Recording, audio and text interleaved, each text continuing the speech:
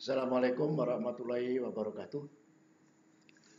Saudara-saudara mahasiswa program Pasca Sarjana pengambil mata kuliah Filsafat Ilmu, pada pertemuan kali ini, pertemuan 4 ini kita akan melanjutkan pembicaraan kita tentang tahu.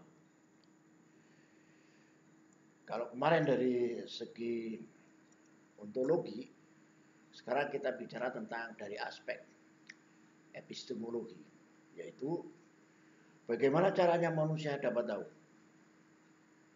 Aspek epistemologinya kita lihat ya. Bagaimana prosedurnya?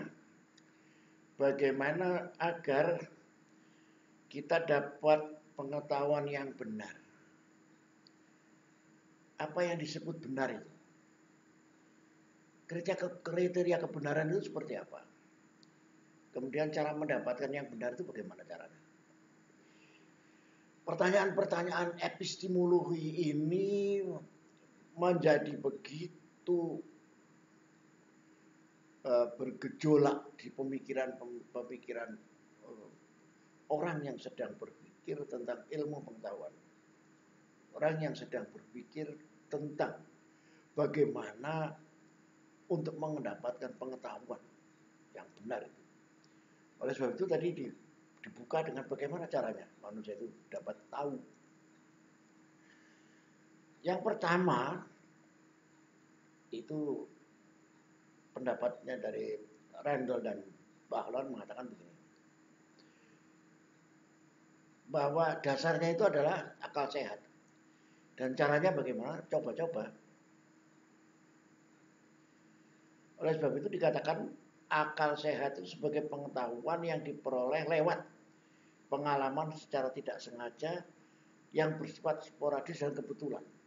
Jadi tahu itu karena terus menurut kelompok ini ya karena kita secara kebetulan tiap hari ketemu ini, oh ini benar, ini salah, ini benar, ini itu numpuk menjadi pengetahuan kita. Itu menurut kelompok ini mengatakan seperti itu. Jadi dia melihat bahwa itu terjadi proses mekanistik di dalam tubuh manusia, di dalam alam pikir manusia, dalam kehidupan kesehariannya.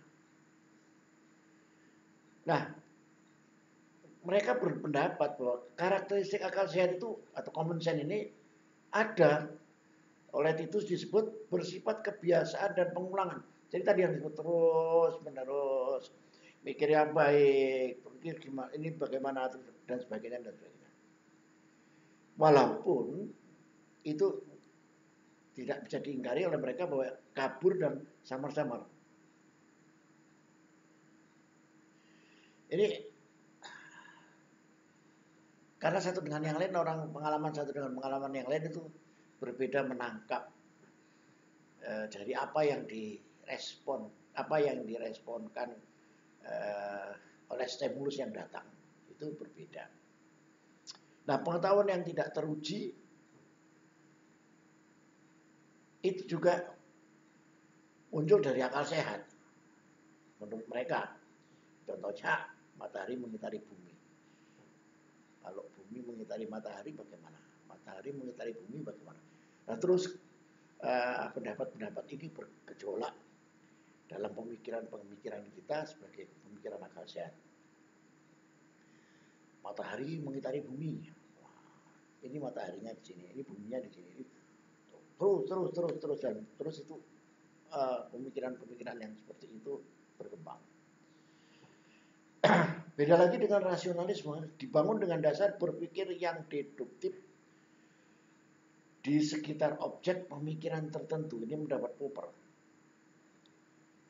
Jadi tahu itu karena dibangun atas dasar pemikiran-pemikiran yang deduktif. Ini pernah kita bahas pada pertemuan yang sebelumnya, bagaimana berpikir deduktif dan bagaimana berpikir induktif. Kalau empiris lain lagi, pengetahuan yang benar itu didapat dari kenyataan pengalaman. Itu David Hume mengatakan begitu. David Hume mengatakan pengetahuan yang benar itu didapat dari kenyataan pengalaman. Jadi pengalaman-pengalaman, oh sudah kesandung itu sakit. Oh kalau begini itu ini jadinya. Itu kenyataan pengalaman. Itu dialami sendiri langsung dan itu menjadi pengetahuan yang benar menurut David Hume. Kemudian adanya metode eksperimen, yaitu perpaduan antara rasional dengan empiris tadi. Dan metode eksperimen inilah yang selanjutnya menjadi dasar metode ilmiah dalam merekonstruksi cara berpikir.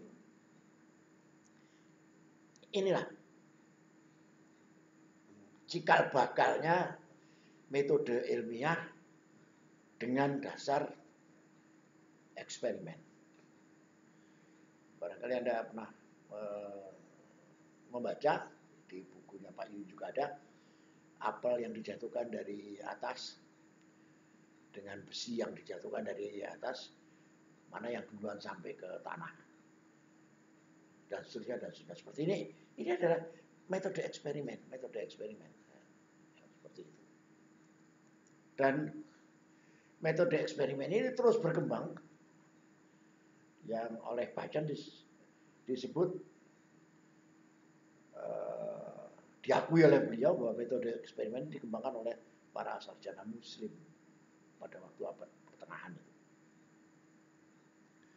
Dan beliau mengatakan begini, jika orang Yunani sebagai bapak metode ilmiah, maka orang Muslim adalah bapak angkatnya.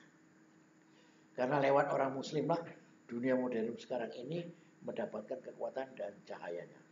Ini pendapat Wills. Jadi perkembangan ilmu pengetahuan ini ternyata tidak bisa menafikan bagaimana kontribusinya orang-orang Muslim pada waktu itu mengembangkan ilmu pengetahuan. Nah, saya ingatkan kembali, kita pernah membicarakan tentang logiko hipotetiko verifikatif.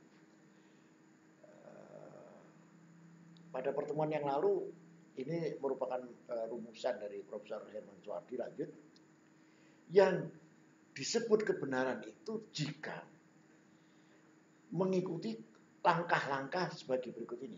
Pertama, dirumuskan masalahnya, kemudian disusun kerangka pikirnya, kemudian ajukan hipotesisnya, diuji dan ditarik kesimpulan. Berpikir yang seperti itu disebut logiko hipotetiko verifikasi. Profesor Herman Suwardi pada masanya sangat menggandrungi model kerangka berpikir begini, dan itu menjadi konsep dasar banyak pihak yang di kemudian hari berkembang menjadi semacam mazhab, tapi juga tidak tepat disebut mazhab, tapi lebih pada aliran barangkali yang mengatakan bahwa berpikir inilah yang merupakan core daripada berpikir ilmiah itu. Nah, kita lanjutkan lagi. Lalu gejala tahu itu bagaimana? Manusia ingin tahu. Itu sunatullah, dia ingin tahu itu. Manusia menalar, manusia berlogika. Manusia ingin tahu yang benar, objek tahu yang ada dan yang mungkin ada. Manusia tahu bahwa dirinya tidak tahu. Ini konsep perkembangan ini. Barangkali Anda masih ingat pada pertemuan yang lalu bagaimana John and Harry membuka atau menjelaskan 4 jendela tentang tahu ini. Jendela yang pertama adalah dirinya tahu, orang lain tahu, lawan metriknya ke bawah. Itu jendela yang ketiga, orang lain dan dirinya sama-sama tidak tahu. Sedangkan jendela yang kedua, orang lain tahu, dirinya tidak tahu. Sedangkan jendela yang ketiga, orang lain tahu, dirinya tidak tahu. Jadi perlawanan. Dan itulah konsep bagaimana gejala tahu itu berkembang, dan itu merupakan sunatullah yang secara terus-menerus ada pada manusia dalam proses kehidupan sehari-hari. Itu menjadi apa eh, apa melekat pada konsep berpikir manusia. Berikutnya, dari mana sumber tahu itu? Saudara, ada 4 sumber tahu itu. Yang pertama, akal budi, rasional. Itu jelas ya, rasional. Kalau orang digebuk sakit, itu rasional. Oleh sebab itu jangan gebuk kalau nggak mau sakit. Kemudian indera, melalui empiris, melalui pengamatan indera. Air dipanaskan, eh, dia akan eh, menguap. Minyak dipanaskan, menguap. Apalagi yang cair dipanaskan, kalau itu benda cair itu kalau dipanaskan menguap. Itu dari pengalaman itu, dari empiris. Nah, beda lagi dengan intuisi, tidak ada proses. Itu intuisi. Intuisi itu kebiasaan-kebiasaan yang selama ini melekat dan itu ternyata benar itu. Contohnya, ada keluarga ibu itu gelisah kalau anaknya yang sedang di perantauan sakit. Kenapa ya kok saya selalu teringat dengan anak yang sedang di sana. Jangan-jangan dia sedang sakit. 1 kali betul, 2 kali betul, 3 kali betul. Itu intuisi menurut konsep ini adalah intuisi. Nah, yang terakhir adalah wahyu. Tuhan. Ini berangkatnya dari keyakinan. Itu sumber tahu. Itu dari wahyu, dari ketuhanan. Anda tahu dengan surga dan neraka itu karena ada wahyu ketuhanan. Kalau tidak tahu kita. Dan itu diyakini benar. Karena kebenarannya dasarnya dari keyakinan.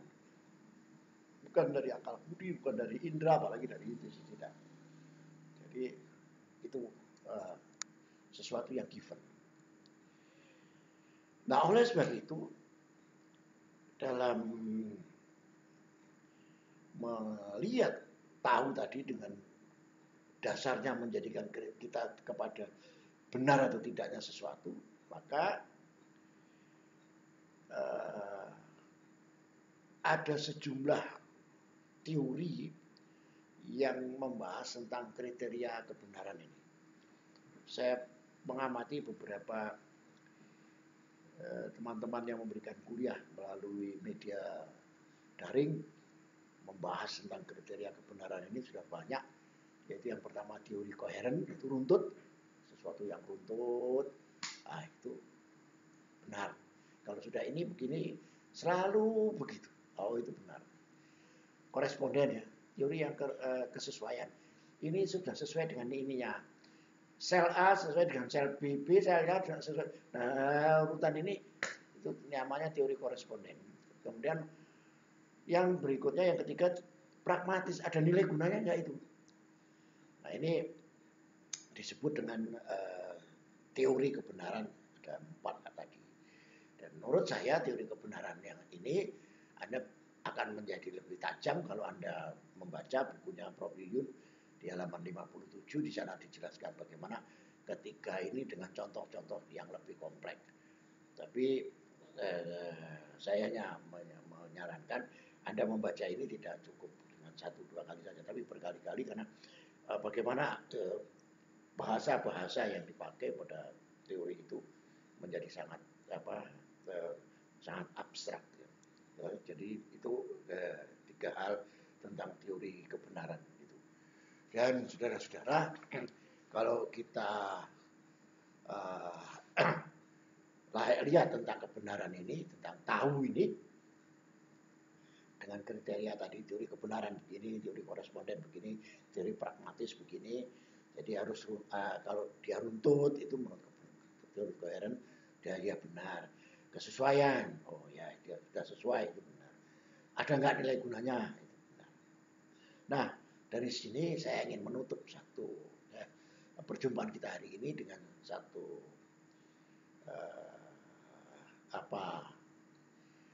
anekdot atau apapun namanya. Pada suatu saat ada seorang santri menghadap kiainya, dia menyatakan akan ujian akhir, minta ujian akhir karena dia sudah merasa cukup dan untuk akan meninggalkan sang kiai. Kiai mengujinya dengan satu kalimat, coba kamu cari siapa yang paling jelek di dunia ini. Saya beri waktu kamu 3 hari. Hari pertama dia menemukan orang yang kerjanya mabuk-mabukan. Dia langsung mendapat, ini orang yang paling jelek itu ini. Karena orang lain berbuat baik, dia berbuat maksiat, dia berbuat yang tidak seharusnya dia melakukan. Dia yakin itu. Malamnya dia merenung. Dia berpikir begini, jangan-jangan orang tadi diberi hidayah untuk taubat menjadi lebih baik. Dia menyatakan, sudah, kalau itu enggak benar itu. Hari kedua, dia mengamati lagi. Dia lihat, ada binatang anjing paling buruk, jelek. Wah, jangan-jangan ini makhluk yang paling jelek itu ini. Malamnya lagi dia merenung. Jangan-jangan justru dengan kejelekan anjing itu, dia akan membawa manfaat kepada tuannya, karena maling tidak akan berani dekat ke rumah itu. Berarti sebenarnya dia nggak jelek, dia punya manfaat. Hari ketiga, dia dengan gagah berani menghadap kiai. Pak Kiai, saya sudah menemukan siapa yang paling jelek di dunia ini. Pak Kiai langsung merespon perkataan santri tadi. Ya, menurutmu siapa orang yang